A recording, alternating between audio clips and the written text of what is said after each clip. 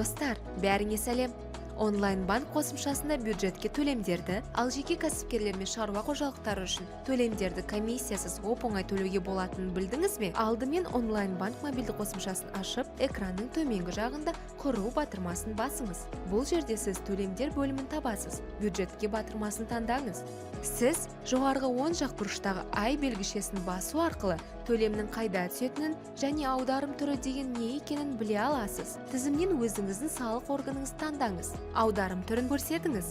Мысалы, әлеуметтік салық. Содан кейін сізге төлем кезеңі мен сомасын көрсету қажет. Төлем деректемелерінің дұрыстығын тексеріңіз және қол қою батырмасын басыңыз.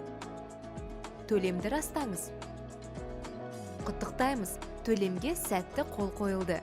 Енді төлем күйімен танысу үшін операцияларға өтуіңіз керек. Бұл жерде сіз құжаттың орындалу процесін қадағалай аласыз.